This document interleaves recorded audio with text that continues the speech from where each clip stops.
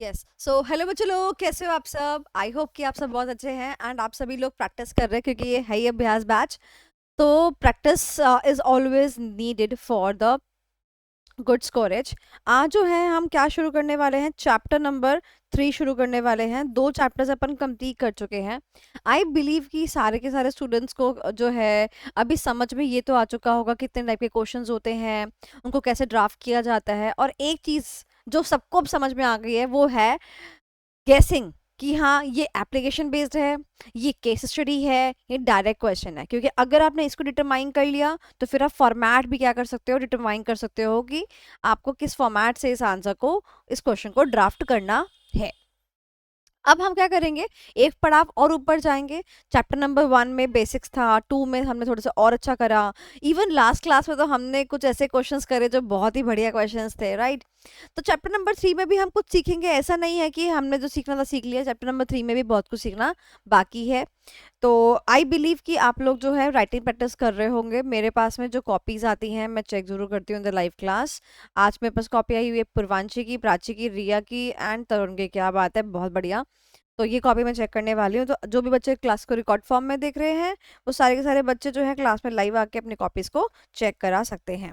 सो हम चैप्टर को लास्ट से शुरू करेंगे। तो सबसे लास्ट वाला क्वेश्चन जो है आप खोल लीजिए।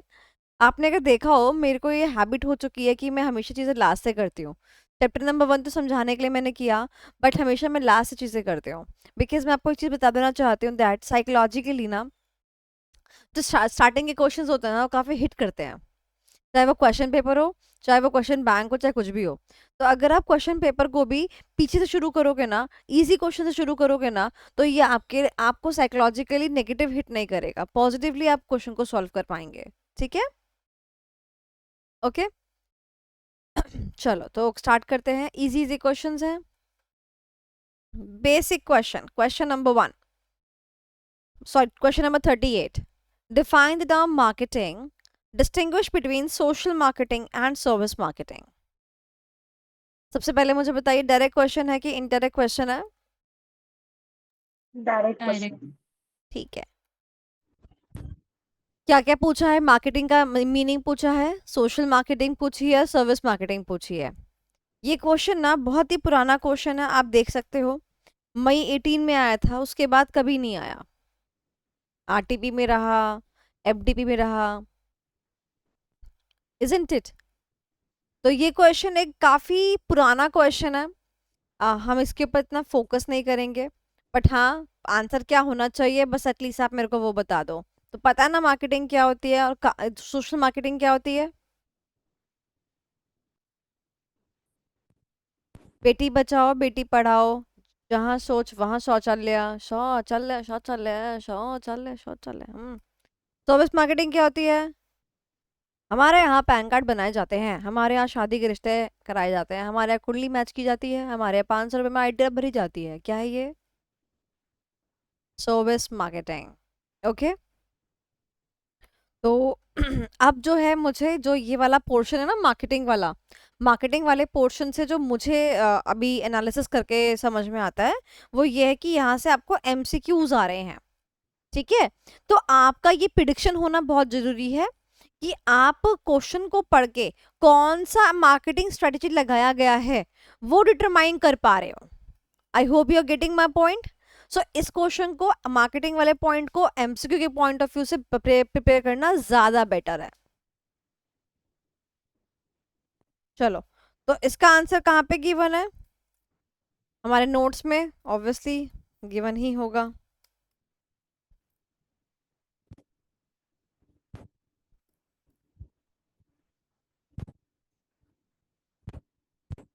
ये लीजिए, सारी की सारी मार्केटिंग गिवन है, right? So you can go through. Okay, I am giving you 1 minute. अगर कोई ऐसी मार्केटिंग है जो आपको नहीं नहीं समझ में आती है तो मुझे बताओ। Just giving you 1 minute. Time starts now. Time starts now, फटाफट से यस। कोई ऐसी मार्केटिंग जो समझ में नहीं आती है?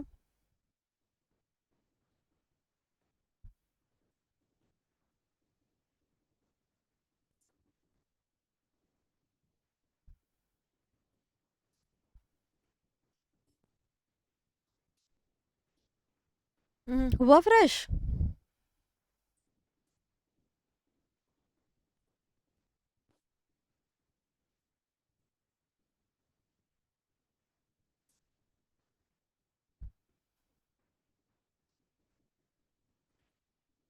Yes guys, 30 seconds more.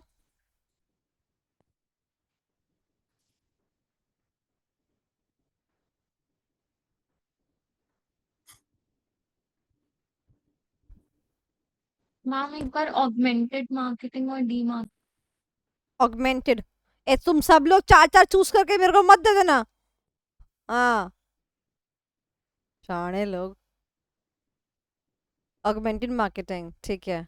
ये किसने बोला है? पूर्वांशी ने बोला है। हाँ जी, प्राची आप बताइए। Ma'am enlighten. Enlighten marketing. Hmm, enlighten marketing Riya ने बोला है। और और synchro marketing. Synchro marketing Prachi ने बोला है। और तरुण, चलो आप भी बता ही दो बेटा।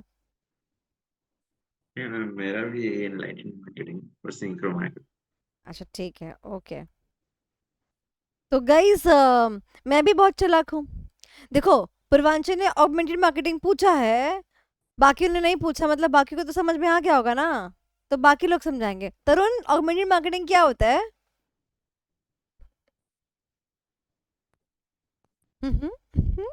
चालाक ब्रो। मैं भी चालाक हो गई, तुम लोग चालाक थे, मैं भी डबल चालाक हो गई।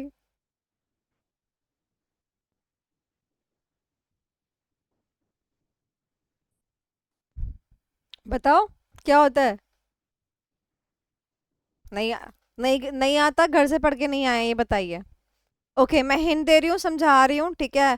आई जस्ट वांट कि कल से क्लास में आप रिवीजन करके आएंगे, ठीक है। ऑगमेंटेड मार्केटिंग का मतलब समझते हैं। ऑगमेंट का मतलब होता है एडिशनल। ए से ऑगमेंट, ए से एडिशनल, ओके। यानी कि आपको क्या मिलेगा? एक एडिशनल बेनिफिट मिलेगा। बट वो जो एडिशनल बेनिफिट मिलेगा, वो आपने जो प्रोडक्ट खरीदा है ना, प्राइमरी प्रोडक्ट जो आपका है, उसके इर्द गिर्द ही घूमेगा। जैसे मान लो मैंने मोबाइल लेने गई, तो उसने मेरे को बोला कि मैम मोबाइल में मैं आपको चार्जर फ्री कर दूंगा, हेडफोन फ्री कर दूंगा। तो उसको क्या बोलते हैं? Augmented marketing. बट इसमें ध्यान ये रखना है कि कल को तुम मोबाइल फोन लेने के लिए गए और उसने तुम्हें कुकर फ्री दिया है, the cooker is not the product which is roaming around the mobile phone, hence it is not an augmented marketing. Okay, next पूछा गया डायरेक्ट मार्केटिंग। डायरेक्ट मार्केटिंग क्या होता है? होम शॉप 18 जो डायरेक्टली आपको घर पे टीवी पे दिखता होगा, सोना स्लिम बेल्ट वगैरह, ये सब डायरेक्ट मार्केटिंग होती है, ठीक है। रिलेशनशिप मार्केटिंग तो सबको समझ में आ ही गई होगी, इसके बारे में तो क्या ही बोलूं मैं। ओके, अब बात करते हैं सिंक्रो मार्केटिंग की। और एक नो, ऑब्वियसली एनलाइटेड मार्केटिंग आपने पूछा ही है। सिंक्रो का मतलब क्या होता है? सिंक्रो मतलब सिंक में लाना। सिंक्रो मतलब सिंक में लाना। तो होता क्या है बेसिकली बेटा, कि जो हमारी कुछ चीजें होती हैं, जो हमारे कुछ प्रोडक्ट्स होते हैं ना, वो सीजनल होते हैं। जैसे कि आपकी एसी, एसी की जो सेल्स होती है वो ज्यादातर कब होती है? समर्स में होती है। तो अगर मैं ग्राफ बनाऊं ना एसी का, तो वो ग्राफ ना कुछ ऐसा बनेगा।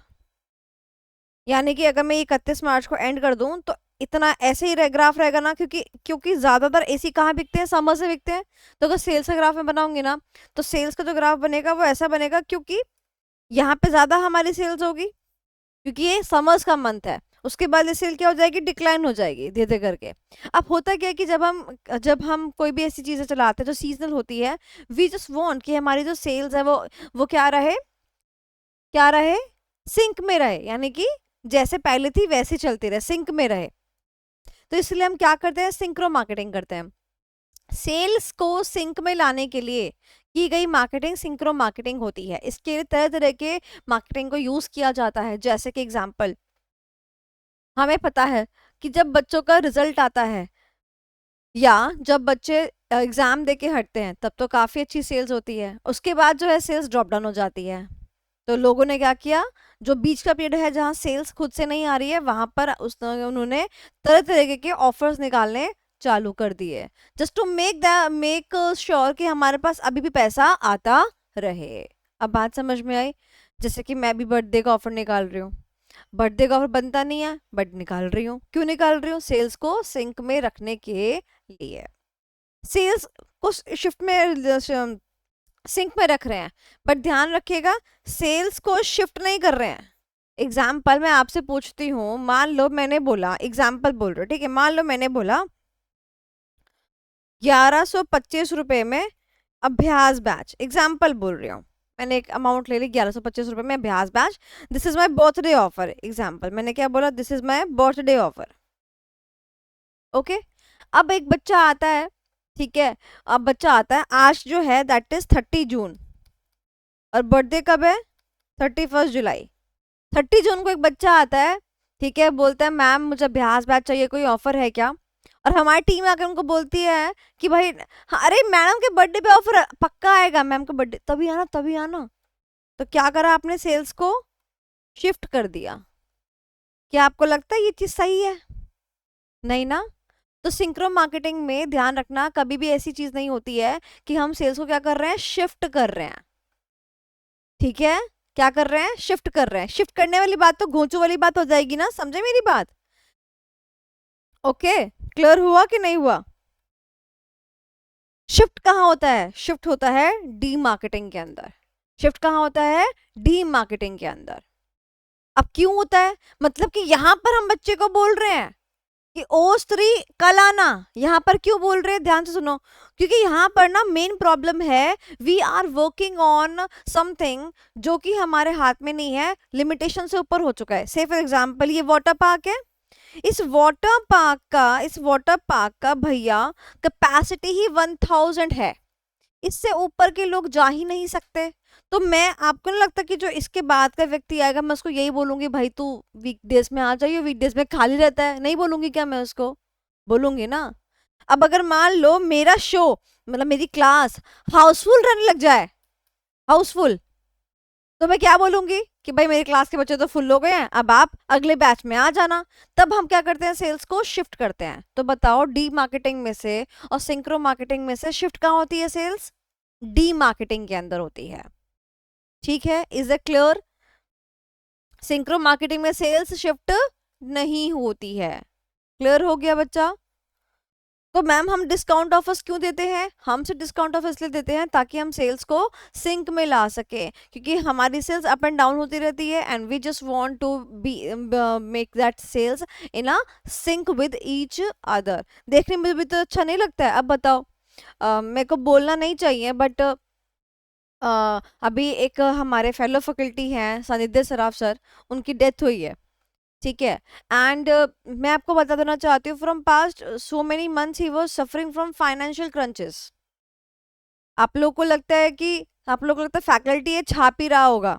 ऐसा नहीं है। आप देखो ना in what kind of era you are, in the era जहाँ पर नोट्स जो आप मेहनत करते हो, दिन रात एक करते हो, उसकी बच्चों को पीडीएफ चाहिए होती है, इंपॉर्टेंट टॉपिक्स चाहिए होता है उसकी भी बच्चों को पीडीएफ चाहिए होती है, उसके अलावा बच्चों को जो है मदद चाहिए होती है, डाउट सॉल्विंग सेशंस करने पड़ते हैं, उसके अलावा बच्चों को मैराथन्स चाहिए, उसके बाद बच्चों को आरटीपी एमटीपी सॉल्व चाहिए। अगर कोई टीचर ये सब नहीं करेगा तो वह आउट हो जाएगा। Isn't it? So लीग में रहने के लिए क्या क्या करना पड़ रहा है? तो क्या होगा? क्या होगा? कितने लोगों को आप खाना खिला पाओगे? एंड आपने बुक्स बनाई है, आपकी बुक की कोई वैल्यू नहीं है, कोई आपकी बुक 500,000 में खरीदने वाला नहीं है, सबको क्या चाहिए? पीडीएफ चाहिए। प्लस क्लासेस के लिए भी लोग खर्च कर सकते हैं, परचेजिंग पावर है, बट खर्च करना नहीं चाहते हैं बिकॉज उनके बजट सेट है माइंड में कि मुझे तो ना इस क्लास में इतना ही खर्च करना है। प्रैक्टिकल जो हमारे पेपर्स होते हैं उनके लिए बच्चा बजट बना के चलता है थोड़ा हैवी, और थ्योरी के लिए तो और भी लाइट बजट बना के चलता है कि यार 1-2 हज़ार में काम चल जाए, बात खत्म। तो यहाँ पर जब आपने बजट नहीं बना रखा, टीचर क्या करेगा? और उसके बाद में टीचर लोकेशन वाइज तरह तरह के लोकेशंस पे जाता है, काम करता है वहाँ पे, तो फाइनेंशियल क्रंचेस, तो मतलब मैं बोलना चाहती हूँ हर एक फैकल्टी जो होता है वो वेल ऑफ नहीं होता है, जो कि बच्चा सोचता है ना कि वेल ऑफ होगा, ये इसके पास बड़ी गाड़ी होगी, ये तो बच्चों का पैसा खा ही रहा होगा, नहीं। उसके बाद में test series, oh my god, test series is just like a pressure on us, serious pressure. पढ़ाना आसान है, टेस्ट सीरीज सबसे डिफिकल्ट टास्क है। टेस्ट सीरीज में बच्चे से आपने पैसे लिए, उसके बाद क्वेश्चन पेपर ड्राफ्ट करना, उसकी आंसर शीट को चेक करना, उसको बताना उसकी गलती कहाँ पर है। भाई साहब, बच्चा 500 रुपये खर्च करके हमसे सब एक्सपेक्ट करता है। तो अब जब उनकी डिमाइस हुआ, वी ऑल वर शैटर्ड कि हाँ भाई एकदम ये कैसे हुआ, बट जब वी गॉट टू नो तो यही चीजें हुई। तो ऐसा मत सोचा करो, ठीक है, मेरे बारे में स्पेशली मत सोचा करो, दान दिया करो मुझे। ठीक है, चलो। तो और कोई मार्केटिंग अनलाइटन के अलावा? अनलाइटन कर लेते हैं। अब अनलाइटन मार्केटिंग जो है ना, इस पे अलग से क्वेश्चन आ जाता है। ये वो मार्केटिंग है जिस पे अलग से क्वेश्चन आप एक्सपेक्ट कर सकते हो। अनलाइटेंड मार्केटिंग का मतलब क्या है, ध्यान से सुनना। सबसे अच्छी मार्केटिंग यही है। अनलाइटेंड का मतलब क्या होता है, आपने कभी स्टेज पे सुना होगा कि जैसे example, I would like to invite mister Nanda ji, the president of ICAI, to enlighten us. सुना है वर्ड एनलाइटन? यानी कि हमें थोड़ा सा दिया दिखाइए, है ना, थोड़ा सा हमारे को प्रकाशित कीजिए, इन चीज़ों के बारे में प्रकाश डालिए। तो एनलाइटन का मतलब यही होता है, ऐसी मार्केटिंग जो प्रकाश डाले, जो प्रकाश डाले, आपको कुछ कुछ बताए, ऐसी मार्केटिंग जो बहुत अच्छी हो, पॉजिटिव हो, दैट इज एनलाइटन मार्केटिंग। तो जब वो बहुत अच्छी हो, इसका मतलब सर्वगुण संपन्न, सर्वगुण संपन्न, एंड देयरफॉर सर्वगुण संपन्न का मतलब ये 5 चीजें उस मार्केटिंग में होने चाहिए। तो जब भी किसी मार्केटिंग के अंदर कोई ये 5 गुण होते हैं ना, उसको बोलते हैं सर्वगुण संपन्न मार्केटिंग, यानी कि अनलाइटेंड मार्केटिंग। कौन कौन से 5 गुण हैं, एग्जैक्ट याद करना पड़ेगा, एग्जैक्ट लिखना पड़ेगा, ना कोई वर्ड इधर ना कोई वर्ड उधर।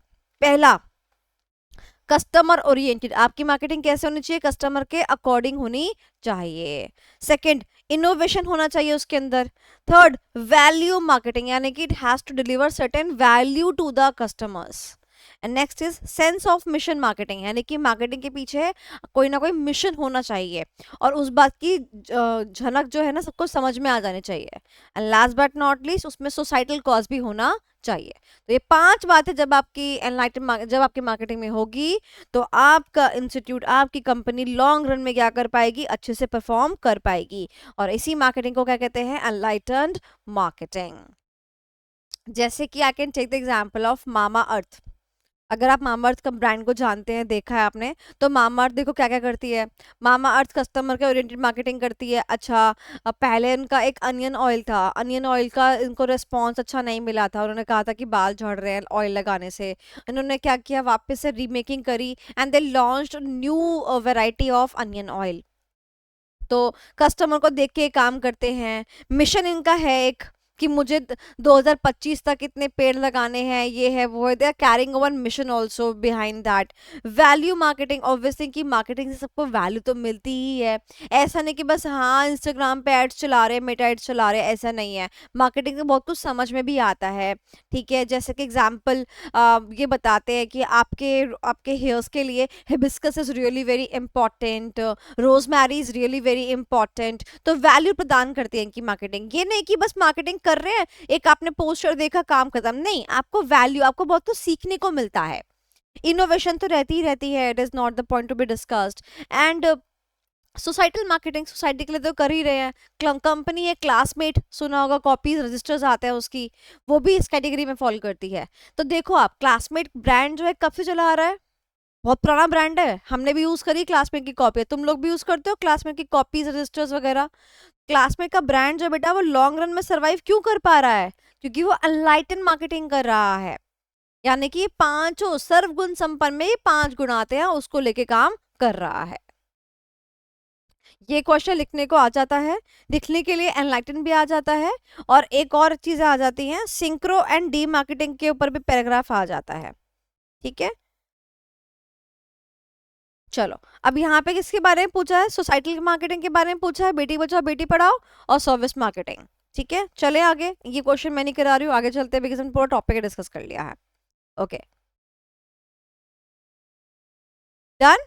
चलिए, so next question number 37, very very easy question, और बड़ा क्वेश्चन है। क्या कोई टेक्निक है क्या जिससे मुझे पता चल जाए कि ये क्वेश्चन किस टॉपिक के ऊपर है? Last time. ठीक है मैम, हमें पता है। In the given situation identify, ओ क्या करना है, आइडेंटिफाई करना है। द जेनरिक स्ट्रेटेजी, ओहो जेनरिक स्ट्रेटेजी कौन कौन सी होती है? Ma'am cost cost leadership, different focus. Differentiation बहुत बढ़िया। फोकस तो बताना है कि कौन सी स्ट्रेटजी है, उसके बाद उसके क्या बताने हैं, एडवांटेजेस बताने हैं और डिसएडवांटेजेस भी बताने हैं। ठीक है, चलो। तो अब आप क्वेश्चन को पढ़ोगे, आप मुझे समझाओगे, और इस आप में आता है तरुण। तो Tarun will be reading the question and making me understand कि इसमें कौन सी स्ट्रेटजी लगेगी, कॉस्ट लीडरशिप, डिफरेंशिएशन या फोकस।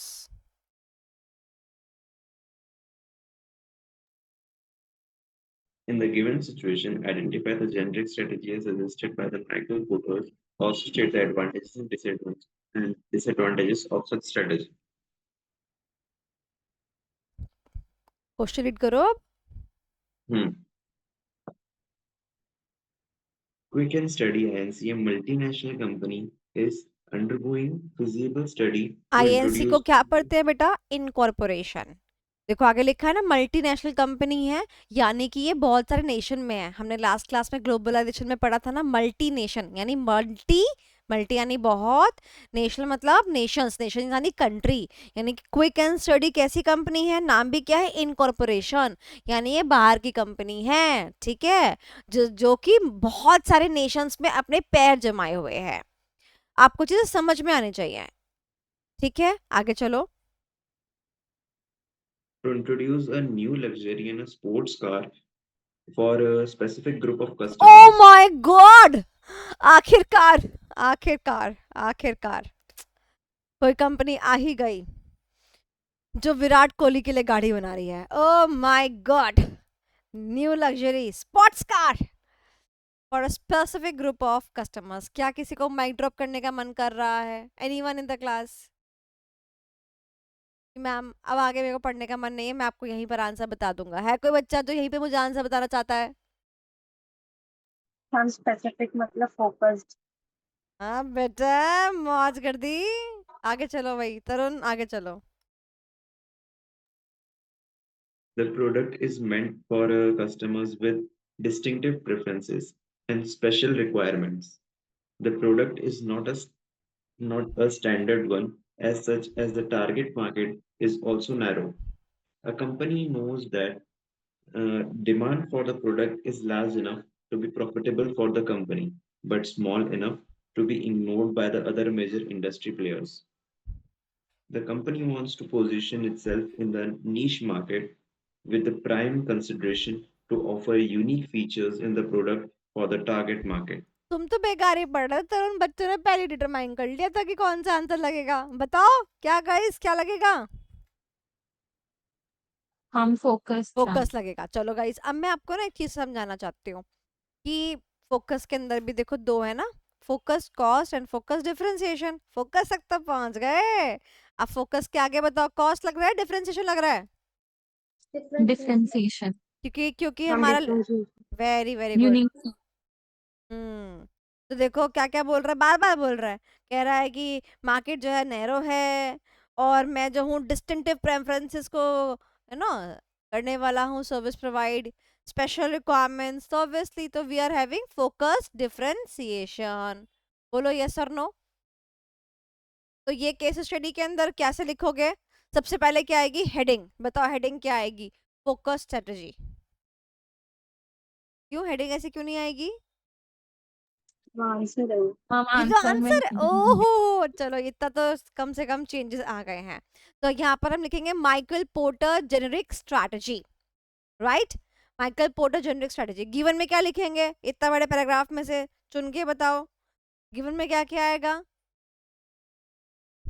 तो बेसिकली हम बताएंगे कि भाई ये क्या करते हैं, न्यू लग्जरी स्पॉट्स का करते हैं in the specific group of customers. ठीक है, Mhm. ताकि हमारे को आगे आंसर लिखने में भी क्या है, इजीनेस आए। उसके बाद हम क्या करेंगे, this product is meant for the customers with the distinctive preferences and the special requirements. क्योंकि इस बात से क्या आ जाएगा, डिफरेंशिएशन आ जाएगा, यानी कि फोकस डिफरेंशिएशन स्ट्रेटजी आ जाएगी, है ना? बाकी पॉइंट्स तो सारे शब्द नए हैं, बात तो वही कर रहा है ये, Hmm. राइट? उसके बाद ये गिवन हो गया, गिवन के बाद क्या लिखते हैं हम? कॉन्सेप्ट एप्लीकेबल, तो बताओ कौन सा कॉन्सेप्ट एप्लीकेबल है? Here the concept of focus strategy is applicable. तो फोकस स्ट्रेटजी के बारे में लिख दोगे ना? ये तो इजी है, इसमें तो कुछ ऐसा है नहीं। अब देखो यहाँ पर क्या है, उसने हमसे ना फोकस के अलावा ना उसने हमसे क्या क्या पूछा है, देख के बताओ। एडवांटेजेस एंड डिसएडवांटेजेस भी पूछे हैं उसने हमसे, तो यहाँ पर देने पड़ेंगे फिर। तो कॉन्सेप्ट के अंदर ही आप यहाँ पर दे देंगे। अब यहाँ पर वो कुछ भी पूछ सकता है, अचीविंग भी पूछ सकता है, समझ रहे हो? कोई कोई क्वेश्चन में एडवांटेजेस के साथ साथ ना अचीविंग भी है, आप वो भी कर सकते हो। देखो मान लो कल को पूछे how to achieve the strategy, तो आपको ये देना पड़ेगा, इजंट इट? बट इस क्वेश्चन में क्या पूछा हुआ है? एडवांटेजेस। तो एडवांटेजेस ये रहे, 2 पॉइंट के एडवांटेजेस और 2-3 पॉइंट के डिसएडवांटेजेस। मुझे नहीं लगता कि मुझे समझाने की जरूरत है, इजी है, सिंपल है। और स्टार्टिंग में आप जो है ये लिख सकते हो,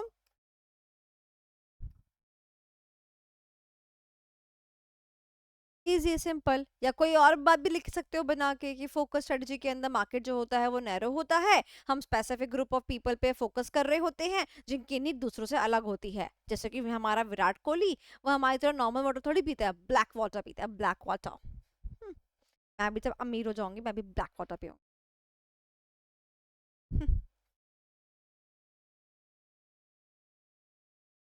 इजी सिंपल कर लोगे। अगर मैं आपसे अब पूछूं, ध्यान से सुनना मेरी बात, एनालिसिस पे चलते हैं। अब मैं अगर आपसे पूछूं तो क्या आप मुझे आंसर में ये लिख के देंगे फोकस इज एप्लीकेबल, या फिर आप इन दोनों में से मुझे सेलेक्ट करके देंगे focus cost and focus differentiation? अब मेरा सवाल आपसे ये बताइए फटाफट से,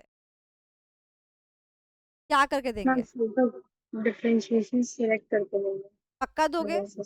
पक्का दोगे? यस, क्योंकि वो क्वेश्चन में बार बार आपको हिंट कर रहे हैं ना, उनकी नीड दूसरों से अलग है, ये है वो है, भाई दे रहा है, अब दे रहा है तो बताना पड़ेगा हमें भी। तो हम क्या लिखेंगे, हम एनालिसिस के अंदर क्या लिखेंगे कि भाई हम ऐसे लोगों को टारगेट कर रहे हैं जो कि जिनकी नीड दूसरों से अलग है, और कंपनी जो है एनफ प्रॉफिटेबल रहना चाहती है। ये सारे पॉइंट जो यहाँ लिखोगे और उसके बाद लिखोगे फोकस डिफरेंशिएशन इज एप्लीकेबल। ठीक है, इजी सिंपल, समझ में आ गया? आई गेस यहाँ पे तो कोई दिक्कत नहीं आएगी, आपको क्लियर हो गया होगा। एंड लास्ट में फिर आप जाते थे कंक्लूजन में क्या लिखोगे? कंक्लूजन के लिए क्या करते हैं, लाइन पढ़ते हैं क्वेश्चन की, तो आइडेंटिफाई करने को लिए बोला है। अब ध्यान से सुनना मेरी बात, देखो यहाँ पर क्या लिखा है, identify the generic strategy adopted by Michael porter. तो यहाँ पर हम क्या लिखेंगे, as per Michael porter focus strategy या फिर focus differentiation is applicable and the advantages and disadvantages are written above. खत्म हो गया। देखो ये डिसएडवांटेजेस ने यहाँ दे रखे हैं, यही एडवांटेजेस ने यहाँ दे रखे हैं, और उसके बाद ये अपना बात बता रखी है। मैम हाँ बेटा, अगर मैं क्वेश्चन में डिटरमाइन ही नहीं कर पा रहा हूँ कि फोकस कॉस्ट है कि फोकस डिफरेंशिएशन है, तो क्या करना चाहिए? सबसे पहले तो अपने आप को टपली मारनी चाहिए कि भाई क्यों, कॉन्सेप्ट कितने वीक है तुम्हारे, है ना? दूसरी बात ये है कि अब हम क्या करें, तो क्या करें, एग्जाम हॉल में बैठे टपली मारने से तो कुछ नहीं होगा, तो वहां पर सेफ साइड खेल लीजिए, ना तो फोकस कॉस्ट लिखिए ना तो फोकस डिफरेंशिएशन लिखिए, खाली फोकस लिख के काम चला दीजिए। इजी, क्योंकि अगर आप खाली फोकस भी लिखते हैं तो गिवन वाला पार्ट ओके हो जाता है, कॉन्सेप्ट वाला पार्ट ओके हो जाता है, बिकॉज आपने एडवांटेजेस और डिसएडवांटेजेस के केस में देखा होगा कि चाहे फोकस कॉस्ट हो चाहे फोकस डिफरेंशिएशन हो, दोनों के सेम ही है, एडवांटेज डिसएडवांटेज और अचीविंग, तो फर्क नहीं पड़ता। एनालिसिस में आपको 2 में से 1 नंबर दे देगा वो, और देगा तो ना। अब मान लो हुआ आंसर फोकस डिफरेंशिएशन, आपने वहां फोकस कॉस्ट लिख दिया, तो गई भैंस पानी में, 0 मिलेंगे आपको, और फिर कंक्लूजन में भी 0 मिलेंगे आपको। बट अगर मान लो आपने खाली फोकस लिखा, तो हो सकता है कि भाई नंबर इतना ना कटे। Is it everybody clear? चले, ये क्वेश्चन तो मैं नहीं लिख के दिखाऊंगी, इतना फुद्दू क्वेश्चन लिखना है तो कोई बढ़िया क्वेश्चन लिखो मैडम। बाय द वे मैंने अपनी लास्ट क्लास के जितने सारे मेरा होमवर्क था मैंने सारा कंप्लीट करके अपलोड करा दिया है। बेबी टर्टल वाला क्वेश्चन हो, ठीक है, रीशफल वाला क्वेश्चन हो, ये सारे क्वेश्चंस मैंने आपको लास्ट क्लास के जितने भी थे सब मैंने आपको जो है प्रोवाइड करा दिए हैं। ये देखिए, ये मेरे आंसर लिख के आपको, तो बेबी टर्टल का एनालिसिस वाला पार्ट मैंने आपसे कहा था, ये मैंने लिख दिया है पूरा का पूरा। उसके बाद जो है ये मैंने आपको दिखाया था क्वेश्चन मार्केटिंग स्ट्रेटजी वाला, ये मैंने पूरा का पूरा यहाँ पे डाल दिया है, आपको मैंने पूरा पूरा प्रोवाइड करा दिया है। ठीक है, ये सब आपको ऐप पर मिल जाता है, सब कुछ ऐप पर है ये, ठीक है। उसके बाद जो है ये रीशफल वाला क्वेश्चन है, वो भी मैंने आपको दे दिया है। तो मेरे हिसाब से आपने भी एक बार देख लिया होगा, तो मैं आपको लिख के दे रही हूँ, मैंने अपना होमवर्क कर लिया है। चैप्टर 2 का होमवर्क चैप्टर 2 के कंटेंट में आपको लेक्चर्स में मिल जाएगा, मैंने सब लिख के दे रखा है, ठीक है। चलो आगे चले, क्वेश्चन नंबर 36 पे चले गाइस। 36 छोड़ दो अभी, 35 पे चलते हैं।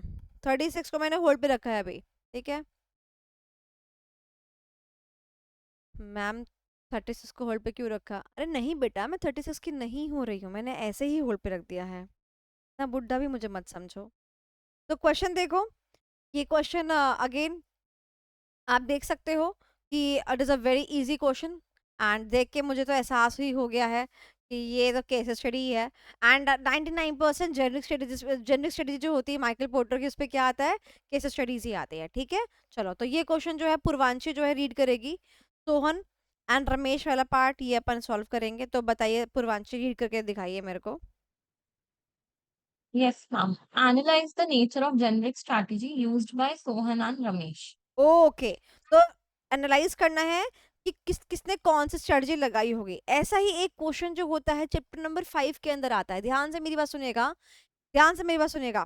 चैप्टर 1 में प्रोएक्टिव रिएक्टिव हो गया, तो दो लोगों का नाम आ जाता है कि, या दो ऑर्गेनाइजेशन का नाम आ जाता है कि कौन सी किसने यूज करी है। इस क्वेश्चन में कौन सा किसने यूज किया, किसने कॉस्ट लीडरशिप लगाया, किसने डिफरेंशिएशन लगाया, किसने फोकस लगाया, दो नाम आपके सामने आ गए। ऐसे ही आपको चैप्टर 5 के अंदर क्वेश्चन आएगा लीडरशिप स्टाइल के ऊपर, किसने ट्रांसफॉर्मेशन लगाया है, किसी ने ट्रांजैक्शनल लगाया है, राइट। तो just keep on analysing these things, आपको बता रही हूँ बस कि जब एक से ज्यादा नाम होते हैं तो ऐसे ऐसे टॉपिक्स को हम सोचना शुरू कर देते हैं। वैसे भी तो जनरल स्ट्रेटेजी के ऊपर क्वेश्चन है। आ जाओ फिर बताएंगे, कहानी बताओ पूर्वांशी, क्या कहानी है? Sohan and Ramesh are two friends who are partners in the business of making biscuits. बहुत बढ़िया, बिस्किट बना रहे हैं, तो चाय तो मैडम रोज पीती हैं, बिस्किट भी मिल जाया करेंगे। Sohan believes in making profits through selling more volume of products. Oh, Hence, he believes in charging lesser price to the customers. Okay. Less price किस में होता है? Cost leadership. Wrong answer, wrong answer, wrong answer. Lesser price तो दोनों में होता है, cost leadership में भी, फोकस कॉस्ट में भी। हाँ मतलब ठीक है, okay next continue. Ramesh, however, of the opinion that higher price should be charged to create an image of exclusivity, and for this, he proposes that the product to undergo some change. ए बताओ मेरे को, question समझ में आ गया क्या? कुछ है question के अंदर? चलो तो क्वेश्चन मैं आपसे पूछती हूँ कि ये केस स्टडी है या नहीं है? है भाई, केस स्टडी है, Yeah. Very good. मेरा नेक्स्ट सवाल आपको, आपकी स्क्रीन पर ये रहा, स्क्रीन पर नहीं, मैं आपको बोल रही हूँ, सुनना। आपको मुझे बताना है, यहाँ पर मार्केट के बारे में साफ साफ नहीं बोला, पिछले क्वेश्चन में साफ साफ बोला था नैरो मार्केट, यहाँ पर नहीं बोला है। तो बताओ मार्केट नैरो है कि ब्रॉड है? ब्रॉड। Broad. पक्का? क्या मैं बिस्किट सिर्फ अंधे लोगों के लिए बना रही हूँ? नहीं. सबके लिए बिस्किट बना रही हूँ, कोई भी खा सकता है। हम्म. कल को लड़का हम्म. लड़के वाले देखने के लिए आए, मैं उनको खिला सकती हूँ। स्पेसिफिक तो नहीं है ना? नहीं. स्पेसिफिक नहीं तो मार्केट कौन सा है? Broad. मार्केट अगर ब्रॉड होता है उसके बाद डिटरमाइन क्या करना पड़ता है? क्या कोई क्वेश्चन के अंदर गुड्स के बारे में बता रखा है या प्राइस के बारे में बता रखा है क्या? Price के बारे में. बहुत बढ़िया, क्या बता रखा है? Lesser Yeah, price. Lesser price use करता है, कहते मैं ज्यादा बेच लूंगा, कम कम पैसों में बेचूंगा, ज्यादा बेच लूंगा, बात खत्म। बट रमेश कहते नो, मेरे अंदर तो एक्सक्लूसिविटी होनी चाहिए, मेरी तो बात ही अलग है। हाँ, और इसलिए मैं क्या करूंगा, प्रीमियम प्राइस चार्ज करूंगा। तो बताओ सोहन कौन सा यूज कर रहा है Cost leadership. और रमेश? Differentiation. आंसर को लिख लोगे? मैं नहीं बताऊंगी, ये तो इजी है भाई, डिफिकल्ट वाले मैं लिख के दिखाऊंगी, ये इजी वाले का ही मैं लिख के दिखाऊं? नहीं। अच्छा, अब क्वेश्चन को थोड़ा सा डिफिकल्ट मैं बनाती हूँ, ठीक है। मैं आपसे ये कहती हूँ, पूरा क्वेश्चन सेम है as it is just that यहाँ पर इसने लिखा है ना, they are partners in the business of making biscuits, ठीक है। यहाँ पर मैं क्या करती हूँ, यहाँ पर मैं बोल देती हूँ that they are into the business, जो कि हमने जस्ट प्रीवियस वाले क्वेश्चन में किया था। इस क्वेश्चन को मैं इस बिजनेस में ये वाला कर देती हूँ मैं। इनका बिजनेस क्या है? Luxury and sports car for a specific group of customers. मैंने ये बिजनेस कर दिया। आई होप कि आप मेरी बात समझ गए कि मैंने क्या किया है। इनका बिजनेस मैंने क्या कर दिया, ये कर दिया कि क्या बनाते हैं, लग्जरी और स्पोर्ट्स कार बनाते हैं स्पेसिफिक ग्रुप ऑफ कस्टमर्स के लिए, ठीक है। उसके अंदर जो है, जो ये सोहन है, सोहन जो है वो ये मोर वॉल्यूम की बात ही नहीं आएगी, क्योंकि हमने क्या कर दिया है, हमने स्पेसिफिक ग्रुप को टारगेट किया है। तो सोहन जो है वो लेसर प्राइस चार्ज करता है अपने उन कस्टमर से जिनके लिए सामान बनाता है, ठीक है। एंड रमेश जो है वो कहता है कि नहीं नहीं, मैं तो एक्सक्लूसिव प्राइस जो है चार्ज करूंगा। अब आप मुझे बताइए सोहन और रमेश की स्ट्रेटेजी कौन कौन सी है? फोकस कॉस्ट सोहन की जल्दी बेस्ट कॉस्ट प्रोवाइडर। तो focus cost and focus differentiation हो गया, समझ में आया? यानी कि आपको आंसर रटना नहीं है, अपना दिमाग साथ में लेके जाना एग्जाम हॉल, ठीक है। चलो, ये भी मैं नहीं लिख रही हूँ, आगे चलते हैं, ये छोड़ दीजिए।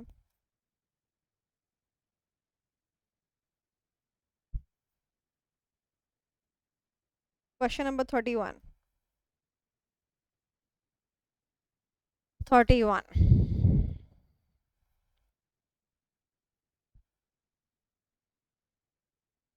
Okay.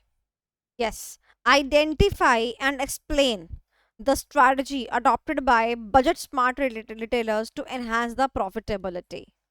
और ये क्वेश्चन जो है वो एमटीपी में आया था।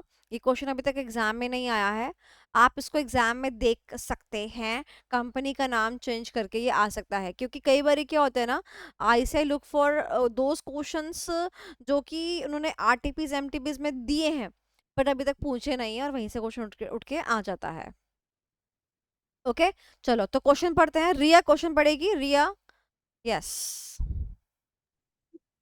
Ma'am, identify and explain the strategy adopted by budget smart retailers to enhance the profitability. ठीक है, ये तो मैंने ही पढ़ लिया था, आगे तुम पढ़ो main question. Budget smart retailers are renowned supermarket chains faced fierce competition in the grocery retail sector due to escalating operational expenses. मतलब क्या है ये फियर्स का मतलब क्या होता है? मैम, बहुत तगड़ा competition. Tough. Tough. Strong word सुना, स्ट्रॉन्ग। स्ट्रॉन्ग का भी स्ट्रॉन्गेस्ट, स्ट्रॉन्गेस्ट। जैसे आपने ये शब्द जो है माइकल पोर्टर में पढ़ा होगा, कहते हैं ना कंपटीशन बहुत ही स्ट्रॉन्ग है, ठीक है। अब मैं कह रही हूँ भाई बहुत ज्यादा स्ट्रॉन्ग है, तो क्या बोलते हो? फियर्स। क्या वर्ड आता है? फियर्स। मतलब पैर रखने की जगह नहीं है गाइस उसको, उस इंडस्ट्री के अंदर फियर्स कंपटीशन भाई, समझ रहे हो? बहुत टफ, बहुत स्ट्रॉन्ग कंपटीशन।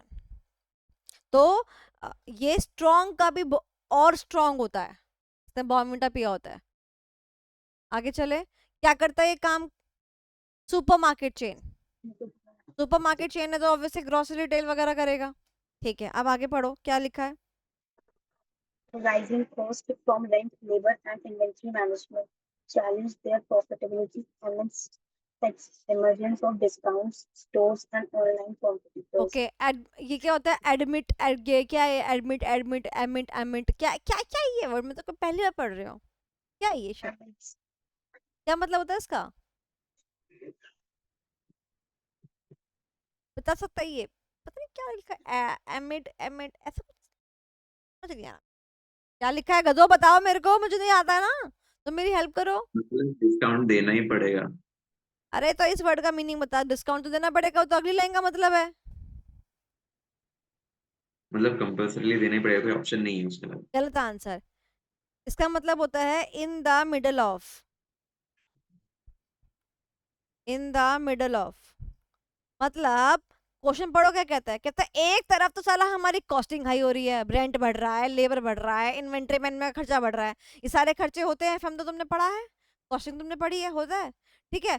प्रॉफिटेबिलिटी को बेसिकली चैलेंज हो रहा है, और इन द मिडल ऑफ, यानी कि ऐसा नहीं है कि मतलब सिर्फ हमें प्रॉब्लम हो रही है, ये वाली प्रॉब्लम है, कहते हैं इन द मिडल ऑफ एक और प्रॉब्लम साथ साथ चल रही है, emergence of discount stores and online competitors.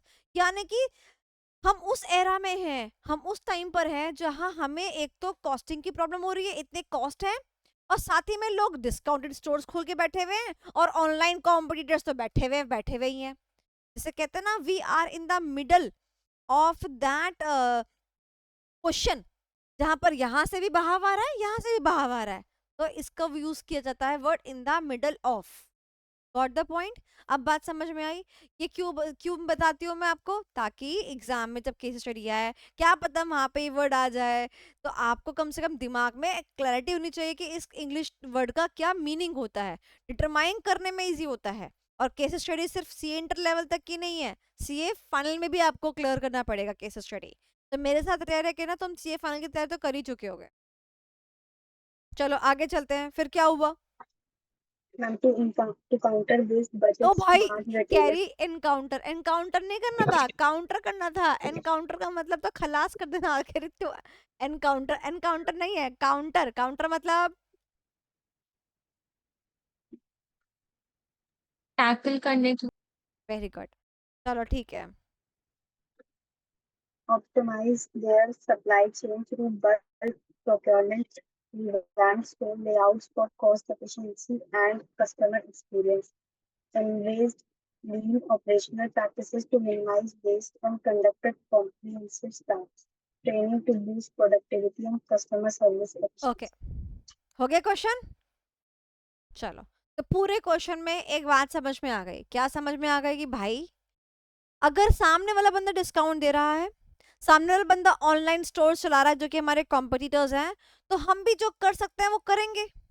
अगर आप इस पूरे क्वेश्चन का एनालाइज करो, तो मैंने आपको हमेशा कहा है दैट कॉस्ट शीट के जितने भी एलिमेंट्स होते हैं, कॉस्ट शीट में जितने एलिमेंट्स होते हैं, उससे हम सारे एलिमेंट लिखकर नीचे क्या निकालते हैं, कॉस्ट पर यूनिट निकालते हैं कि नहीं निकालते हैं? मैंने आपको हमेशा से ये वाली बात बताई है दैट अगर मुझे अपने प्रोडक्ट को सस्ते पे बेचना है, तो उसको सस्ते पे बनाना भी पड़ेगा।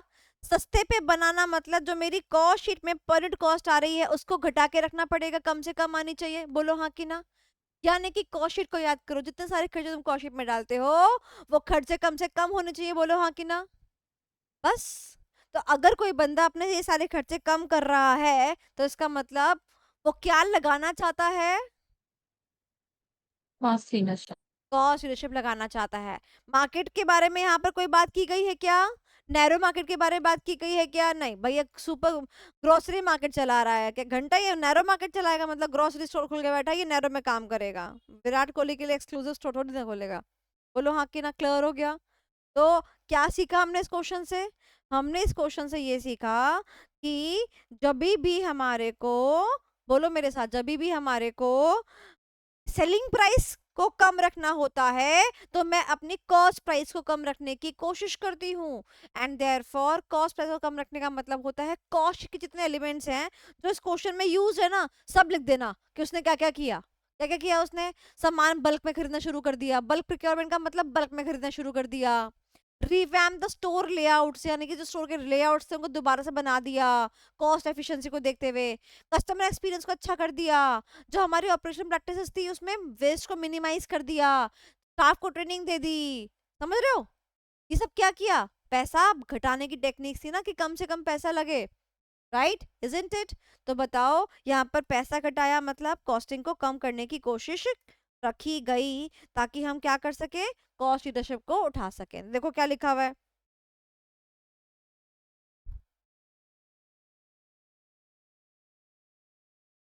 क्या क्या किया है इसने, देखो वही सब काम किया इसने कि नहीं किया?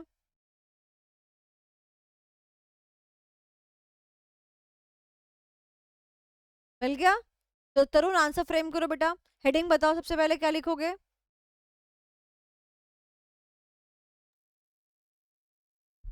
मैम इसके अंदर तो हेडिंग कॉस्ट लीडरशिप नहीं आएगी, बट आंसर कॉस्ट लीडरशिप आएगा। तो हेडिंग पूछो, हेडिंग क्या आएगी ये बताओ।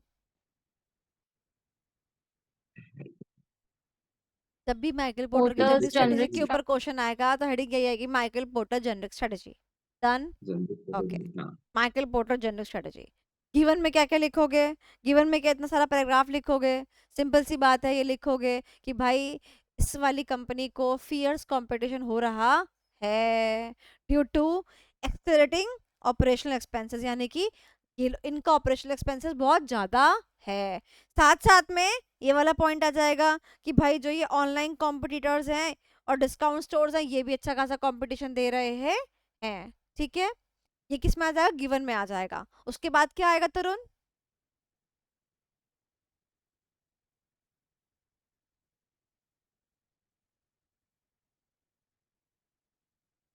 मैम एक्सप्लेन कर देंगे उसके बाद क्या एक्सप्लेन कर देंगे?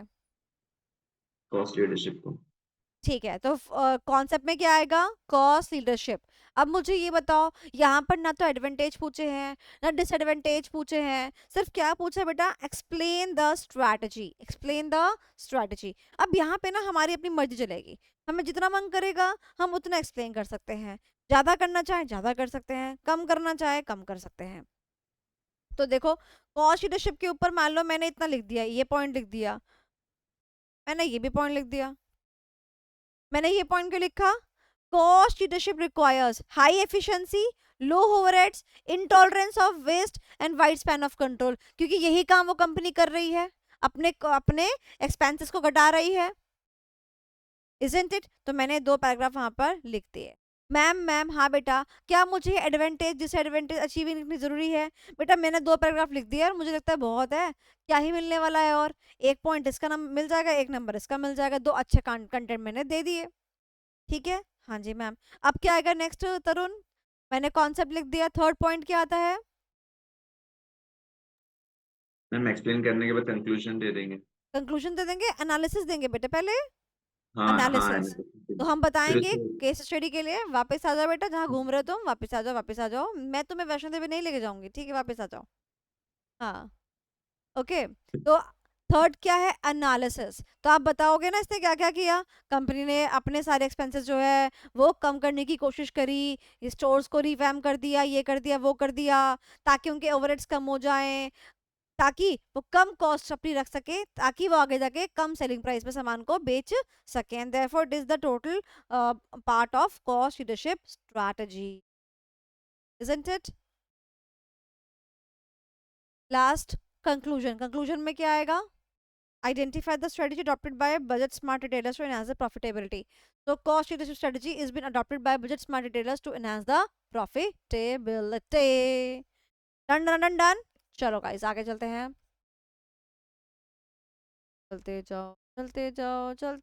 चलते। ये क्वेश्चन आपका होमवर्क है, question number 28।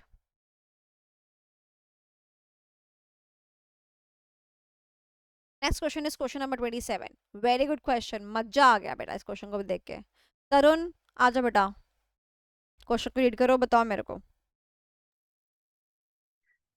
identify and explain the generic strategy adopted by the Moneylord Limited Bank. देखो मैं आपको थोड़ा इजी कर देती हूँ, मैं बता देती हूँ, ये केस स्टडी होगा, ठीक है? बाकी केस स्टडी को आप जरा मेरे को समझा दो। तरुण यस बताओ मेरे को। A private Moneylord Limited Bank that targets high worth individuals. Oh They my often god, फिर से मतलब तरुण जब भी क्वेश्चन पूछता है ये बड़े लोग कहाँ से आ जाते हैं? पहले क्वेश्चन पढ़ा वो आ गया, ये अब फिर से टारगेट हाई नेटवर्थ इंडिविजुअल्स। बताओ क्या कोई बच्चा इस पे कुछ अपनी टिप्पणी देना चाहेगा? क्या समझ में आता है इससे? हम नैरो मार्केट है। वेरी गुड, मार्केट मिल गया आपने को, मार्केट मिल गया। मार्केट कैसा है? नैरो मार्केट है।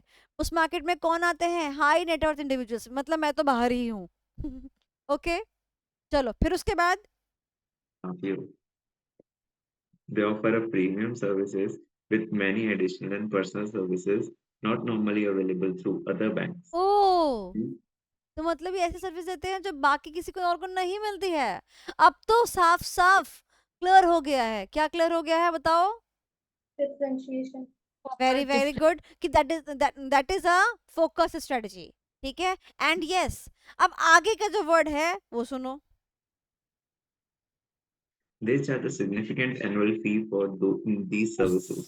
सिग्निफिकेंट सिग्निफिकेंट का मतलब क्या होता है? सिग्निफिकेंट का मतलब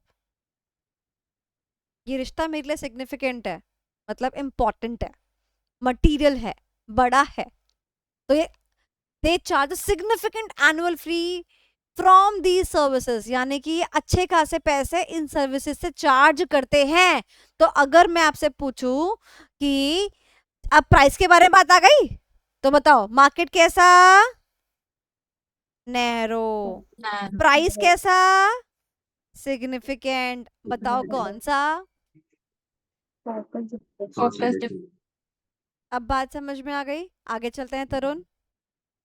The company makes full use of information technology throughout its operation in order to हाँ, minimize cost. कुछ ही करता रहे भाई तू, लोगों से तो हाई फी चार्ज ही कर रहा है, कितना चांट बंदा है, लोगों से सिग्निफिकेंट एनुअल फी चार्ज कर रहा है, अपने में कह रहा है minimize the cost, profit margin ज्यादा करके कंपनी को आगे लेके जाएगा। बहुत चंड आदमी है ये, आदमी नहीं है सॉरी बैंक है।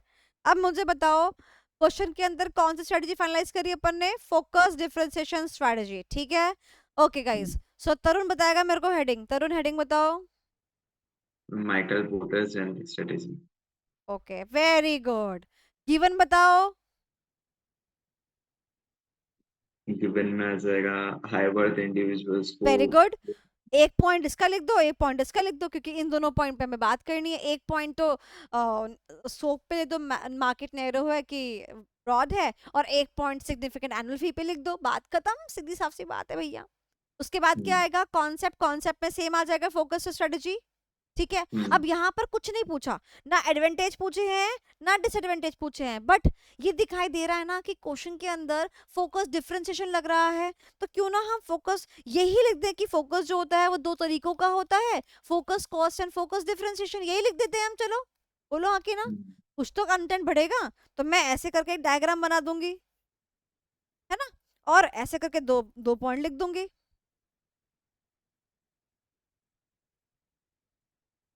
स्टार्टिंग का पैराग्राफ तो दे दूंगी, तो दो पॉइंट लिख दिए, एक नंबर इसका मिल जाएगा, एक नंबर उसका मिल जाएगा, टाइप्स बताने का। दो नंबर का कॉन्सेप्ट है ना। चलो फिर आगे चलते हैं। अब आगे हमारा एनालिसिस करना होता है, एनालिसिस कर लोगे। जब वो टारगेट कर रहे हैं हाई नेट वर्थ इंडिविजुअल को, यानी कि they are having a narrow market, और चार्ज कर रहे हैं significant annual fee, indicating that they are charging the premium prices, and therefore the focus differentiation strategy is applicable. कर लोगे? Easy question. चले आगे, चलते जाओ चलते जाओ चलते जाओ चलते जाओ चलते जाओ। अरे इसमें वो रह गया conclusion, identify and explain the strategy. Okay so focus differentiation is adopted by money load limited bank, हो गया कंक्लूजन भी। चलो guys next question, coffee beans. Question मैं नहीं कराऊंगी, आप अपी अपी पढ़ेंगे और अपी अपी मुझे जवाब देंगे।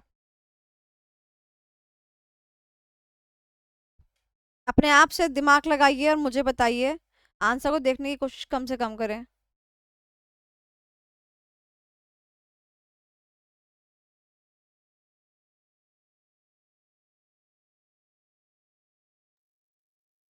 Ma'am, differentiation. रीजन बताओ वाई। क्योंकि प्रोडक्ट Ma'am, यूनिक इसका है। क्वेश्चन मैं दो और चीज पूछती हूँ आपसे, यूनिक है और दो चीज पूछती हूँ आपसे। पहला मुझे बताओ, is there any information in relation to the market? yes ma'am कि वो डिफरेंट कंट्रीज में है तो मार्केट तो डिफरेंट abroad कंट्रीज में में दे रहा है, मतलब बहुत सारी कंट्रीज में दे रहा है, मतलब मार्केट कैसा है? ग्लोब, abroad ब्रॉड मार्केट, चौड़ा आदमी है भाई, broad market. Okay, broad market के इसका मतलब क्या है? या तो कॉस्ट होगा या तो डिफरेंशिएशन होगा, ठीक है। ओके आगे चलते हैं। अब आगे चल के क्या कोई बात प्राइस के लिए या प्रोडक्ट के लिए, प्राइस के लिए या प्रोडक्ट के लिए कोई भी बात कही गई है? हाँ, प्रोडक्ट यूनिकनेस क्या कही किया गई गया है? यूनिक है। प्रोडक्ट मैम प्रोडक्ट ओके तो broad market unique product is equal to, differentiation क्योंकि मुझे इसमें ना पूछा डिफरेंशिएशन के बारे में कि एडवांटेज बताओ, ये बताओ, वो बताओ, तो खाली मैं क्या बता दूंगी? डिफरेंशिएशन में क्या होता है, नॉर्मल से लेके आगे चल दूंगी। ना मैं एडवांटेज बता रही, ना मैं डिसएडवांटेज बता रही, ना मैं अचीविंग बता रही हूँ। ओके चलो गाइस आगे चलते हैं, क्वेश्चन नंबर 25 रीड करते हैं। Yes पूर्वांशी। Identify and suggest the best business strategy Bhavna's management has to opt for. हमें बताना पड़ेगा, मतलब हमसे सजेशन ले रहे हैं, 1 करोड़ रुपए चार्ज करूंगी मैं सजेशन के लिए। चलो बताओ भाई। Bhavna is a business which makes and sells laptop computers in France. इसीलिए मैंने कहा था In मैं recent करोड़ चार्ज करूंगी, फ्रांस की कंपनी है, करोड़ तो चार्ज करने पड़ते हैं। बताओ क्या करती है ये, लैपटॉप को बनाती है, लैपटॉप को बेचती है, कुछ ही कर ले मेरी बला से, मुझे तो स्ट्रेटेजी बतानी है, आगे बताओ। In recent years, it has been struggling to compete with its rivals and has seen a significant fall in its market share. ओ ये तो लग रही है बे, तभी तो हमारी हेल्प मांग रही है, आगे चलो। Bhavna's managers identify that majority of its products launched by Bhavna's rivals were high specification किसकी with good किसका प्रोडक्ट हाई स्पेसिफिकेशन का है, हमारा किस राइवल्स का? rivals. अच्छा अच्छा, सामने जो हमारे दुश्मन है, राइवल्स कौन होते हैं? दुश्मन, जो सेम इंडस्ट्री में हमारे कॉम्पिटिटर्स होते हैं। अच्छा, सामने वाले के गुड्स हाई स्पेसिफिकेशन के हैं। हाई स्पेसिफिकेशन का मतलब क्या होता है कि ऑब्वियसली बात है, लैपटॉप की बात करेंगे तो लैपटॉप मोबाइल में तो स्पेसिफिकेशन ही आती है ना, रैम हो गया, सेकेंडरी मेमोरी हो गई, ये सब चीज़ें हो गई, तो ऑब्वियसली बात है स्पेसिफिकेशन वर्ड तो आएगा ही आएगा। तो सामने वाले के लैपटॉप्स हाई स्पेसिफिकेशन के हैं और with good quality materials and many innovative design features. हाँ, फिर उसके बाद Products with inferior quality, such as those sold by Bhavna, बताओ, साफ साफ बोल दिया है। मतलब low quality, inferior word use किया है, यानी कि जो ये कंपनी है, ये कंपनी कैसे सामान बेच रही है, लैपटॉप्स बेच रही है इंफीरियर inferior. क्वालिटी का, जो कि फ्रांस के लोग पसंद नहीं करेंगे। इंडिया होती बात अलग थी, सस्ते पे लेके काम खत्म करते, फ्रांस है बेटा, तो फिर अब क्या करना पड़ेगा? This information led Bhavna's management team to decide to select a new business strategy based on Kotal's generic strategic model. बहुत बढ़िया क्वेश्चन था। Identifying चलो अब मुझे ये बताओ, हम कौन क्या बना रहे हैं, बताओ। लैपटॉप। हम जो गुड्स बना रहे हैं वो कैसी क्वालिटी का है? inferior quality, inferior. मार्केट में क्या चाहिए? अच्छी high क्वालिटी, अच्छी specification. क्वालिटी का चाहिए, तो बताओ Hmm. मार्केट में जब कुछ अच्छा चाहिए, मेरा सामान इंफीरियर बताया जा रहा है, यानी कि एक बात मैं आपको बता देना चाहती हूँ, जो आप यहाँ पर डिटरमाइन नहीं कर पा रहे हो। आपको नहीं लगता जो ये इसने एक बात बोल दी दैट कि भाई इन फ्रांस के लोग बेसिकली इसको पसंद नहीं कर पा रहे हैं, देखो क्या लिखा है, have not sold well in France, यानी कि देखो ये क्या बोलना चाहते हैं, ध्यान से सुनना, यहाँ पर जो बात हिडन है, यहाँ पर ये बोलना चाहता है दैट फ्रांस के लोग इसको पसंद नहीं कर रहे हैं, यानी यहाँ के लोग जो है ना प्राइस सेंसिटिव नहीं है कि सस्ते के चक्कर में इंफीरियर सामान खरीद ले। समझ रहे हो मेरी बात? तो यानी कि यहाँ पर हमारे कस्टमर्स कैसे हैं, यहाँ पर हमारे कस्टमर्स ऐसे हैं जो कि अच्छी क्वालिटी मांगते हैं, ना कि सस्ता प्राइस मांगते हैं। तो अगर कोई इंसान आपसे अच्छी क्वालिटी मांगे तो क्या करना चाहिए? डिफरेंशिएशन पे शिफ्ट हो Differentiation. जाना चाहिए। और ये शब्द have not sold well in France का मतलब यह है कि सोल्ड वेल, सोल्ड किसको किया जाता है? कस्टमर्स को किया जाता है। तो यहाँ पर साफ साफ बोल दिया है, आपको डिटरमाइन करवा दिया है कि मेरे यहाँ पर प्राइस सेंसिटिव बायर्स नहीं है। तो अपना इंफीरियर गुड अपनी जेब में रखो, हमारे को क्या दो, एक अच्छा यूनिक हाई प्रोफाइल गुड दो। तो मुझे बताओ कि भावनव को हम क्या बोलेंगे कि कौन सी स्ट्रेटजी लगानी चाहिए? Differentiation. डिफरेंशिएशन लगाना चाहिए। क्यों लगानी चाहिए? पहली बात, साफ साफ उसने बोल दिया हम इंफीरियर क्वालिटी का गुड्स बेच रहे हैं, जबकि मार्केट में जो है प्राइस सेंसिटिव बायर्स नहीं है। जब मार्केट में प्राइस सेंसिटिव बायर्स ही नहीं होंगे, यानी कि सस्ता माल के ऊपर बातचीत ही नहीं होगी, डिसीजन मेकिंग ही नहीं होगी, तो फिर हम क्यों बेचे अपना inferior quality low cost product?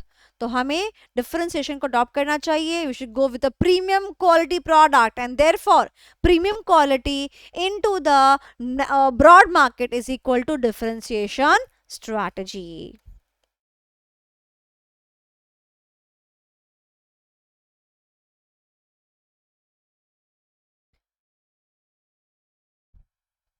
अब मैं इसी पर बेस्ड आपसे एमसीक्यू पूछती हूँ, क्वेश्चन समझ में आ गया? ठीक है, एमसीक्यू पूछती हूँ। एमसीक्यू में ना 4 पार्ट है और हमेशा एमसीक्यू में यही 4 पार्ट रहेंगे बेटा, ठीक है, ये फिक्स रहता है जब भी मैं क्वेश्चन पूछती हूँ। Cost leadership, differentiation, focus cost and focus differentiation, ये मेरा ऑर्डर भी सेम यही रहता है, ठीक है। अब ध्यान से सुनना मेरी बात। इस क्वेश्चन के अंदर मैं ना आपको बोलते जो केस स्टडी है ना, मतलब केस सिनेरियो को आप याद रखें, ठीक है। अब मैं आगे आपसे क्वेश्चन पूछूं जिसको आपको जवाब देना है, ठीक है। आप बताओगे ए है, बी है, सी है कि डी है। मेरा सवाल ये है कि जो ये भावनव है ना, भावनव ने ऐसी कौन सी स्ट्रेटजी लगाई है जो फेल कर गई है? ऑप्शन बताइए कौन सा? ए कॉस्ट लीडरशिप, क्या आंसर आएगा? ए कॉस्ट लीडरशिप। पक्का? पक्का? ठीक है। अब दूसरा सवाल, भावनव को फ्यूचर में सक्सेसफुल होने के लिए, प्रॉफिटेबल होने के लिए फ्रांस के अंदर कौन सी स्ट्रेटजी लगानी चाहिए? Differentiation, B. इसका मतलब रट नहीं सकते। आखिरी लाइन कितनी इंपॉर्टेंट है जो कि आपके एमसीक्यू के आंसर को डिसाइड करेगी। Is that clear everybody? No रटना, नो झटना। चले आगे। ये क्वेश्चन को मैं नहीं करा रही हूं, ये क्वेश्चन को आप एमसीक्यू के पॉइंट ऑफ व्यू से जो है रखेंगे और इसको सॉल्व अपनी कॉपी में भी नहीं करेंगे, एमसीक्यू के पॉइंट ऑफ व्यू से आप रख लीजिएगा, ठीक है। चलो आ जाइए, ये क्वेश्चन काफी ज्यादा पॉपुलर क्वेश्चन है, Space Tech private limited company वाला। तो Prachi is gonna read this question for me. Yes Prachi, छुटको क्वेश्चन है।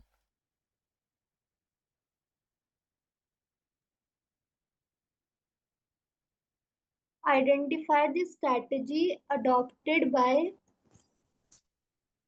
Space Tech private limited.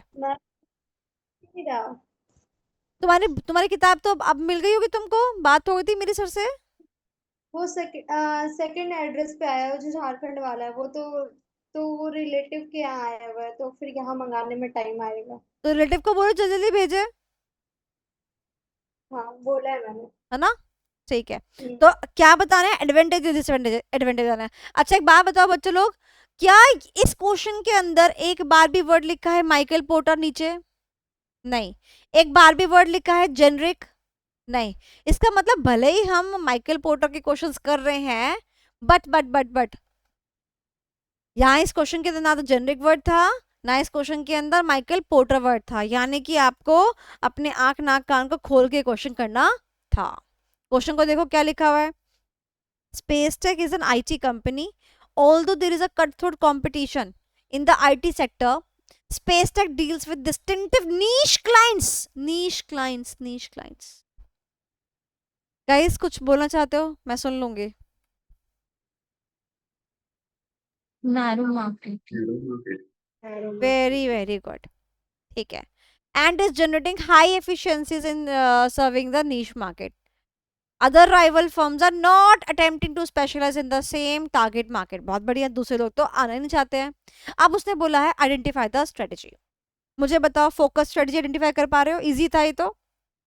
सवाल पूछती हूँ, जवाब दीजिएगा। फोकस के अंदर तो 2 बच्चे और हैं, इनकी category focus cost and focus differentiation. क्या आप के पास में कोई इंफॉर्मेशन है फोकस कॉस्ट की या फोकस डिफरेंशिएशन की, इनमें से कौन सा है? यानी कि क्वेश्चन के अंदर नो इंफॉर्मेशन इज अवेलेबल कि मैं इसके आगे बता पाऊं कि फोकस कॉस्ट है कि फोकस डिफरेंशिएशन है, एंड हेंस मैं क्या करूंगी? I will end up writing just it is a focus strategy. Done? Easy? Yes. चलो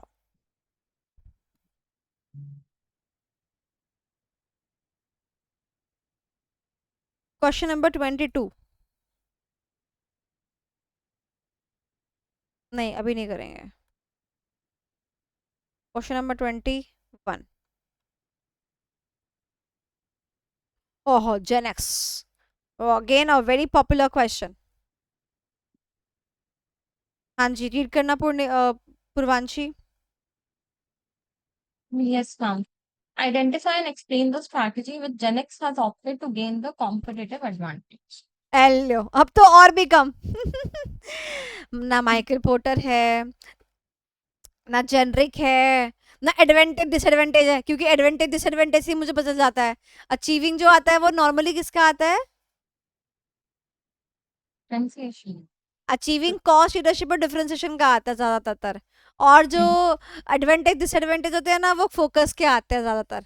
ठीक है, तो यहाँ पर ना एडवांटेज पूछे ना डिसएडवांटेज पूछे, ना इन्होंने माइकल पोर्टर वर्ड बोला। अरे भाई साहब, आप तो एग्जाम के लिए सोचो अगर, तो आपको दिमाग पूरा पूरा लगाना पड़ेगा। ठीक है, सवाल पूछते हैं, पढ़ते हैं। Yes पूर्वांशी। Genix is a company that designs, manufactures, and sells computer hardware and software. ठीक है, okay. Genix is well known for its innovative products that has helped the company to have advantage over its कुछ competitors. बोलना चाहते हो? Product में innovation है, uniqueness है, कुछ बोलना चाहते हो guys? Unique product cost leadership के अंदर होता है, नहीं, डिफरेंशिएशन के अंदर होता है। differentiation. ओके, तो डिफरेंशिएशन होगा या फिर फोकस डिफरेंशिएशन होगा? बोलो हाँ कि ना। यानी कि बस हम मेरे को Yes. मार्केट को आइडेंटिफाई करना है और मेरा आंसर निकल जाएगा। ओके, आगे चलते हैं। It also spends on research and development and concerned with innovative softwares. Innovation की बात कर रहा है, ठीक है। Often the unique features of their product help them to gain competitive advantage. ये लो, जो इसने बोला था लास्ट में कि भाई बताओ कौन सी स्ट्रेटजी उसने अडॉप्ट करी है कॉम्पिटेटिव एडवांटेज के लिए, तो unique feature is the main point जिससे कि उसने क्या किया, कंपटीशन में एडवांटेज लिया है। ओके, आगे चलो। Genix using the strategies consistently gaining its position in the industry over its competitors. ऐसी लाइन तो मुझे कुछ मतलब की लग नहीं रही है। तो बताओ गाइस, अगर मार्केट के बारे में पूछूं तो क्या गिवन है? नहीं। तो मार्केट के बारे में जब गिवन नहीं होता तो हम क्या अज्यूम करके चलते हैं? Broad market. तो broad market plus unique product is equal to, Differentiation. बहुत बढ़िया। यहाँ पर उसने कुछ नहीं पूछा हमसे, तो हम भी कुछ नहीं बताएंगे।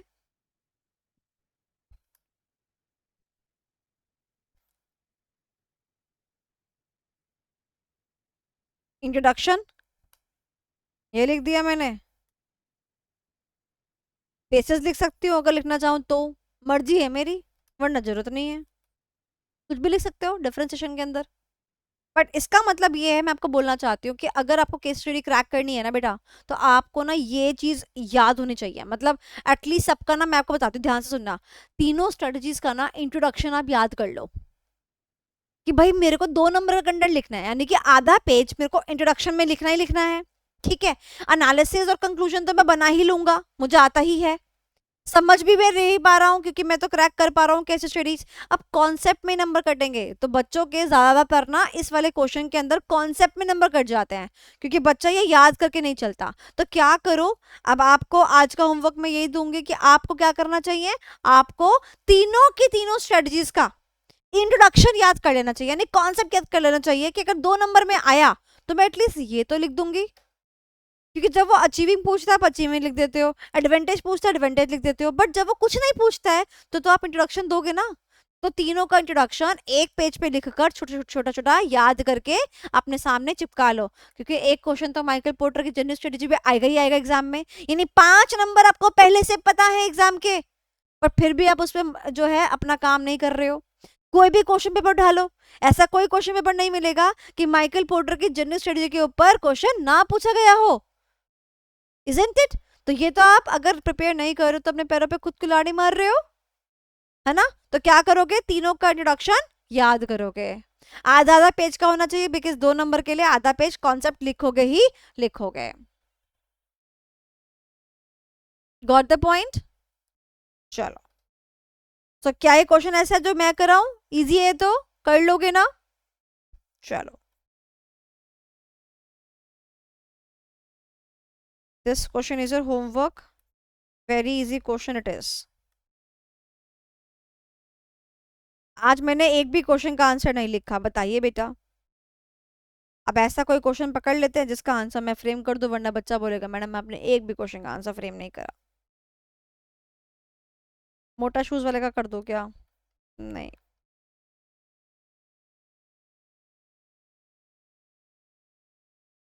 हम्म, हम्म, कोई तो अच्छा क्वेश्चन हो।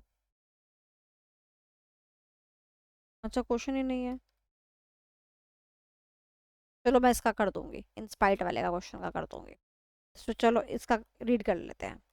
ठीक है, आ जाओ। तो last question of today's class, तो बड़ा क्वेश्चन है, इतना बड़ा क्वेश्चन है, बट मेरे पास निंजा टेक्निक है। हम सबसे पहले नीचे की लाइन पढ़ेंगे, माइकल पोर्टर की जेनेरिक स्ट्रेटजीज है। उसने पूछा इसके रेफरेंस से बता दीजिए which strategy companies plan for and how the strategies advantages to the company. क्या पूछा है? एडवांटेजेस पूछे हैं। चलो भैया, रिया कह रही मैम मुझे तो इतना बोर हो चुका है ना, इतना ऐसा लग रहा है कि क्या ही पढ़ रहे हैं अपन, मतलब ठीक है। तो माइकल पोर्टर की स्ट्रेटजी लगानी है इसके अंदर। मैं तुम्हें आंसर दूंगी लिख कर, तुम मुझे आंसर दोगे बोल के। तो तुम क्वेश्चन को अपी अपी रीड करो, मेरे को बताओ कौन सी स्ट्रेटजी लगेगी, रीजन बताओ मेरे को क्वेश्चन पढ़ के, मैं आंसर को ड्राफ्ट करूंगी। मेरा काम ये होगा।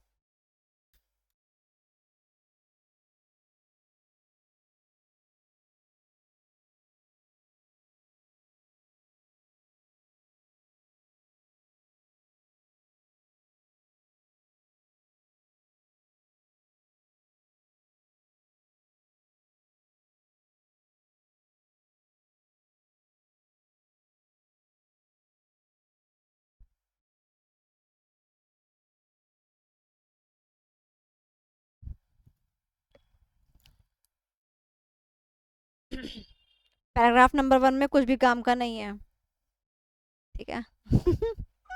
आगे चलो।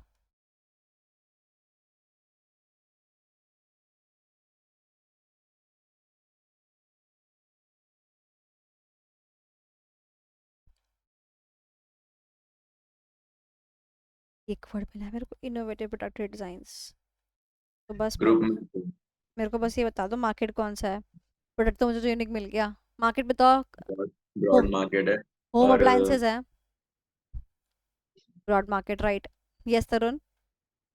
ब्रॉड मार्केट है, और इसके अंदर जो सेकंड पैराग्राफ है ना, इसके अंदर पता चल जाता है अच्छा। पोजीशन। ओके। ये सेकंड पैराग्राफ में position of rival companies by grouping them into like a position. या नाउ अब कॉन्फिडेंस बिल्डअप हो रहा है। तो बताओ मेरे को, applicable is differentiation strategy. Question discuss करने की जरूरत भी है, ये क्वेश्चन एग्जाम का क्वेश्चन है, एग्जाम में आया था नहीं, आरटीपी क्वेश्चन है, हाँ आरटीपी क्वेश्चन है ये, बड़ा मजेदार क्वेश्चन है। सो यहाँ पर क्या अप्लाई होता है? Differentiation strategy. तो इसका आंसर मैं आपको लिख के दूंगी, जैसे मैंने आपको बोला, आपने मेरे को वर्बली आंसर बताया, मैं आपको लिख कर आंसर दूंगी। तो आज की कक्षा के नोट से मेरा होमवर्क ये रहा, ठीक है। अब आपका होमवर्क क्या है मैं आपको बता देती हूँ। कल आपने ये तीनों स्ट्रेटजी के इंट्रोडक्शन को याद करके आना है, और आते ही साथ मेरे को सुनाना है, मैं आपसे सुनूंगी तीनों की तीनों, सबसे सुनूंगी तीनों तीनों स्ट्रेटजीज के इंट्रोडक्शन के points at least. Okay. Second is आपको टॉपिक पढ़ के आना है, वो मैं आपको लिखवा रही हूँ। जैसे कि एग्जाम्पल, जो हमारा ये वाला मैट्रिक्स है जो कि हम स्टार्टिंग में पढ़ लेते हैं, मेंडलिव मैट्रिक्स, ठीक है, ये आपको पढ़ के आना है।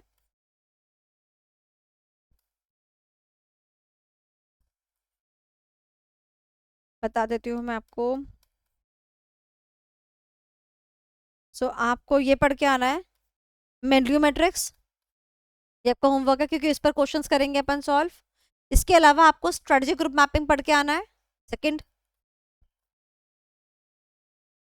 इसके बाद आपको पढ़ के आना है ये वाला question, 3 conditions and 4 specific criteria, ये पढ़ के आना है आपको, ठीक है। चलो, सो दैट्स इट, ये आपका होमवर्क है। तो आपने ये 2 चीज परफॉर्म करनी है, और बाकी मैंने आपको बोला है इस वीकेंड क्लासेस नहीं हो रही हैं, तो आपकी जो क्वेश्चंस की ड्राफ्टिंग है आप आराम से इस वीकेंड पे कर सकते हैं, और फिर मेरे को दे सकते हैं। So make a copy and start drafting all the questions. And जो मैं लिखती हूँ ना, इसका भी प्रिंट आउट निकलवा लिया करो। जो मैं यहाँ लिखती हूँ ना, जो मैं आपको लिख के देती हूँ, इसका भी प्रिंट आउट आप निकालवा लोगे ना, तो आपको अच्छा लगेगा। क्योंकि ना ये क्वेश्चंस, समझो ये क्वेश्चंस फैकल्टी ने ड्राफ्ट करे हैं, यानी कि आपके किसी सीनियर ने ड्राफ्ट करे हैं, मतलब मैंने ड्राफ्ट करे हैं ऑफ कोर्स, बट आपको ये समझ आ जाएगा कि इस लेवल के आंसर्स लिखने होते हैं। एग्जाम में मान लो कोई भी चीज रिवाइज करनी है फटाफट से, तो कम से कम मेरे वाला रिवीजन करोगे, मेरे लिखा हुआ हाथ का आंसर रिवाइज करोगे ना, तो आपको मालूम पड़ेगा कि हाँ इस लेवल का मुझे बना के देना है।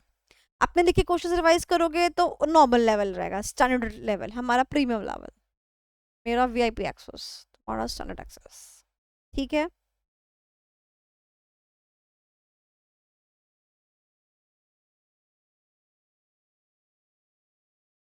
अब कोई डाउट्स है आपके तो पूछ लीजिए, आज की क्लास के कोई डाउट्स है? वैसे तो आज की क्लास में मजा आया होगा, ऐसा लगा ऐसे खेल खेल में बस हम एमसीक्यू पूछ रहे हो, अरे बताओ कौन सी स्ट्रेटजी लगेगी, अरे बताओ कौन सी स्ट्रेटजी लगेगी, खेल खेल में हो गया सब कुछ, ठीक है। तो कल हम और माइकल पोर्टर के क्वेश्चंस अभी बाकी हैं, कल हम माइकल पोर्टर के क्वेश्चंस करेंगे together with the menu matrix questions and CDCV वाले क्वेश्चंस कर लेंगे अपन, और भागेंगे नहीं, आराम आराम से करेंगे, राइट। और शाम को आपका एमसीक्यू सेशन तो है ही, वो आप अटेंड जरूर करना। अब मज़े आ रहे हैं उस एमसीक्यू सेशन के अंदर भी, बहुत मज़े आ रहे हैं, तो आप वो अटेंड करें शाम को 7 बजे। एंड आप चलते हैं, अगर किसी बच्चे का होमवर्क चेक करना है तो वो कर देते हैं। तो मेरे पास में जो देखती हूँ मैं,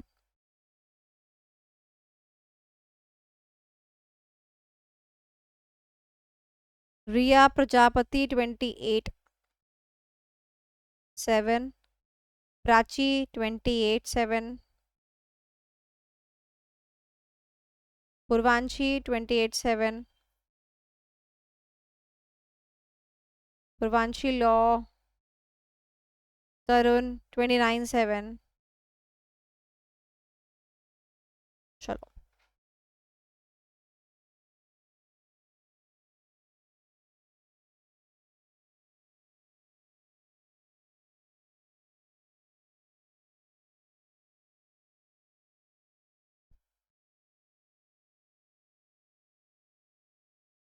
Tarun, this is your copy. So let us discuss the pros and the cons. क्या बंदे ने सही करा है, क्या बंदे ने गलत करा है।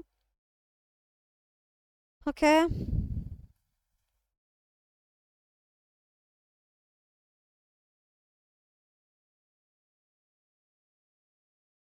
ओके, की सक्सेस फैक्टर वाला क्वेश्चन है, गुड, ठीक है। बस एक ही क्वेश्चन, पेट भी नहीं भरा मेरे तो इसमें। मैम वो दूसरा भी रिवाइज करना होता था ना, इसलिए अभी अच्छा मैंने वो भी सेव ना फास्ट ट्रैक आपके, तो इसकी वजह से मैं एक ही क्वेश्चन लिख रहा हूँ, अभी फिर बढ़ाऊंगा धीरे धीरे। ठीक है ठीक है, मेरा पेट नहीं भर पाता एक्चुअली इतने, मतलब ऐसा ऐसा होना किसी ने एक बिस्किट दिया और बोला पेट भर लो।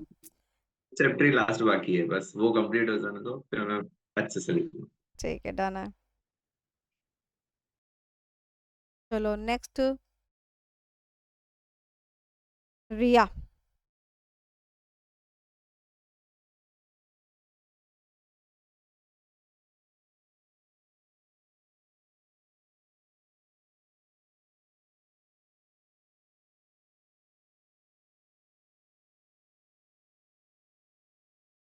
मैंने एक क्वेश्चन आप लोगों को बोला था ना कि आप सब लोग एक एक करके लिख के लाएंगे, वो वाले क्वेश्चन का क्या हुआ? मैंने सबको एक एक दिया था ना लास्ट क्लास में क्वेश्चन, लिखा है कौन सा क्वेश्चन था वो? मैम, यही वाला जो चेक कर रही यही वाला था ना? है, यही हाँ ये वाला। उसमें बहुत सारे क्वेश्चंस थे, जरा देख के बताना कौन सा क्वेश्चन था वो। 7. 5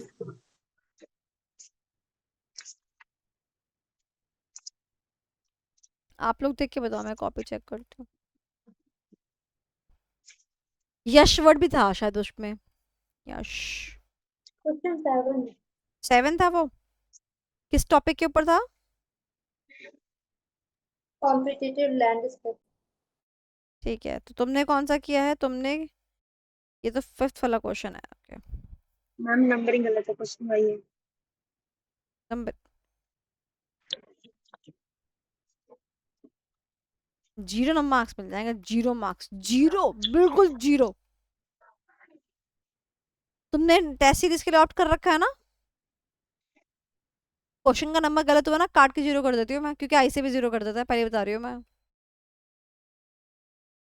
पूर्वांशु को सारा पता है, पर तुम्हें बता रही हूँ मैं। हैं? अच्छा, मतलब अपना नाम आया ना, ये बहक गई, क्वेश्चन ही रिया के ऊपर था ना। ये बहक गई बंदी, मेरा नाम आया इस क्वेश्चन के अंदर। मैम आपने, अच्छी बात है, मुझे ये वाला नहीं दिया था। क्यों? मैम इसमें एक नाम है, वो मुझे मतलब थोड़ा सा वो हिट कर। हिट करता है? कौन सा नाम है भाई? अब तो नाम जाके देखना ही पड़ेगा। गाइस, नाम नाम देखते हैं पहले तो। मैम मतलब, नहीं मतलब जो आपने इसको दिया है ना, वो सरनेम भी सेम है, नाम भी सेम है, तो इसलिए मतलब। रिया शर्मा। चलो अच्छी बात है, पर ये तो तेरी दोस्त है, तो रिया प्रजापति है ना, तुम दोनों दोस्त हो? ठीक है।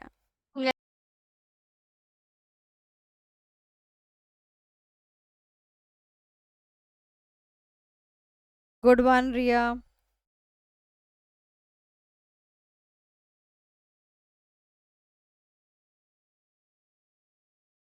वाह, इतना अच्छा आंसर तुम कैसे लिख लेती हो बेटा? मुझे जो जिस चक्की का तुम आटा खाती हो, जरा वो सबको बांट दो थोड़ा थोड़ा थोड़ा। वाह रिया, बस इतना ही लिखा? Yes, ma'am. पेट नहीं भरा मेरा भी, मतलब अभी तो मेन डिश आनी चालू हुई थी। चलो ठीक है, पूर्वांशी कह रही मैं आपका पेट भर दूंगी, इतना भर दूंगी ना कि आप खाने के लिए मना कर देंगी, हो गया मेरा। ओके प्राची पे चलते हैं। प्राची, पहले मैं तुम्हारा स्टार्टर ले लेती हूँ, फिर मैं मेन कोर्स पे आ जाऊंगी।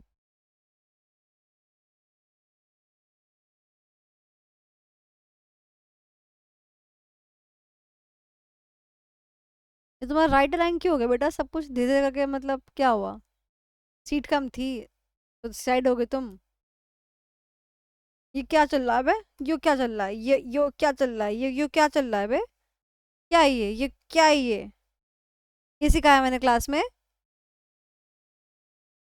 दिनेश यादव तो तुमको पकड़ के ना मारेगा। यहाँ बिल्कुल स्ट्रेट होना चाहिए। Look at my my presentation, how I present. ये मेरे सीधे रहते हैं ना, या ये मेरे ये लहरा रहे हैं, पी के लहरा रहे हैं ये? बताओ, है ना सीधा? यहाँ पे सीधा दिख रहा है ना तुमको? स्ट्रेट दिख रहा है, यहाँ भी स्ट्रेट तुमको दिख रहा है ना? ये तुम्हारे वाले क्यों ये पी के पड़े रहते हैं यहाँ पे, ये ऐसे करके?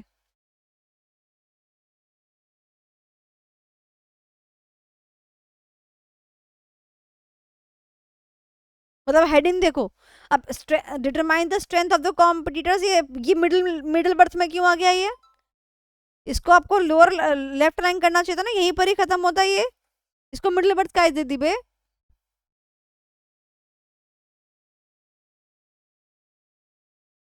Explanation is not up to the mark in दोनों पॉइंटर्स की। बाकी ठीक है।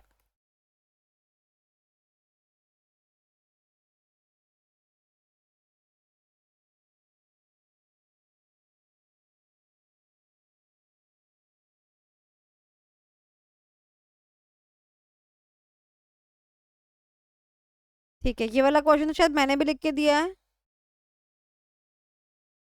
रेफर कर लेना एक बारी। ओके, दैट्स इट, इतने क्वेश्चंस लिखे हैं। No, ma'am, एक और है नीचे। Okay, micro and macro.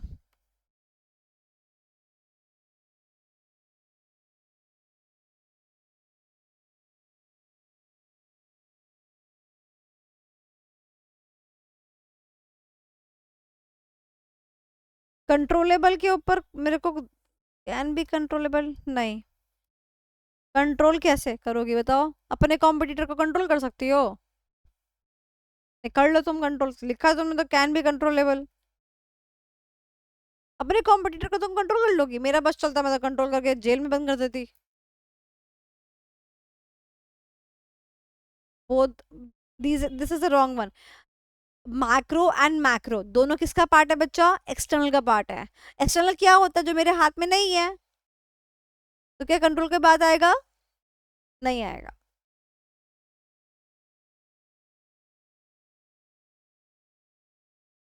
Okay done.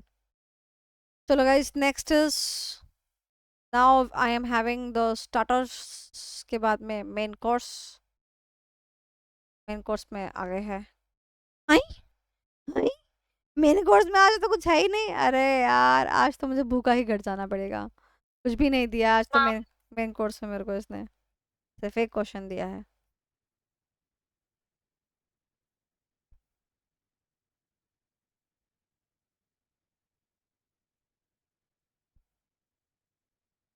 Good one.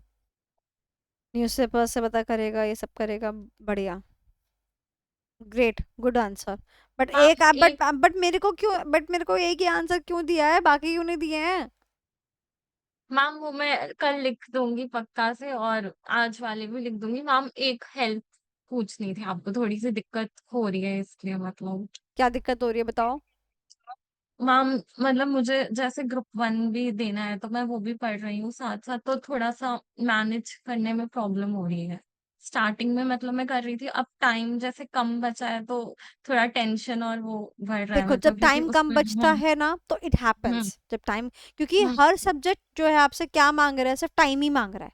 Okay, तो hmm this has to be your strategy. And एक और बात मैं बोलूंगी कि अ, अगर कोई बच्चा बोथ ग्रुप दे रहा होता था, आज भी दे रहा होता है, और जब वो एग्जाम हम्म पास आते हैं ना, 90% बच्चा बोथ ग्रुप से एक ग्रुप पे आता है।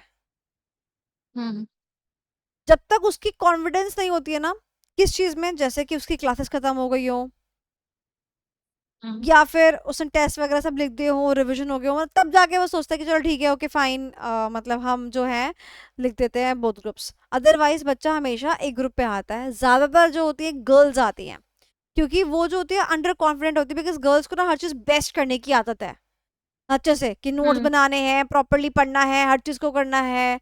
वो ये नहीं सोचते कि मैं ये भी कर लूँ, ये भी कर लूँ, ये भी कर लूँ, नहीं, जो करूंगी बेस्ट करूंगी, ऐसा गर्ल्स सोचती हैं। तो ज्यादातर गर्ल्स के दिमाग में थॉट जरूर आता है कि मैं एक ग्रुप पे शिफ्ट हो जाती हूँ, या मैं क्या करूँ, मेरे को समझ नहीं आ रहा। और अगर मैं एक ग्रुप पे शिफ्ट होती हूँ तो अभी तक जो मैंने ग्रुप 2 पे टाइम दिया वो तो फिर बेकार ही दिया, क्या ही फायदा हम्म हुआ। तो वो बीच के एक नाव में आप बैठे हुए होते ही हो। ठीक है, तो कोई बात नहीं, भी डिस्कस करते हैं, है ना, इसके बारे में। ठीक है मैम। एंड ये तुम्हारा और देख लेती हूँ बस मैं, फिर क्लास को ड्रॉप करते हैं।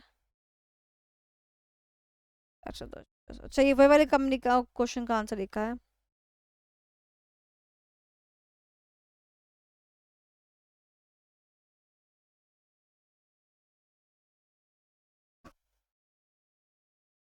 ठीक है, नाइस, नाउ करेक्ट आंसर, सही लिखा। Thank you. चलो, बाकी तो वहां पर भी तुम प्रैक्टिस करोगे तो एनहांसमेंट ऑब्वियसली आएगी आएगी, जैसे अभी एसएम के अंदर तुम्हारा कॉन्फिडेंस बढ़ गया, ऐसे ही लॉ के आंसर्स लिखोगे तो लॉ का भी बढ़ जाएगा। ओके, चलो लेट्स स्टॉप द क्लास।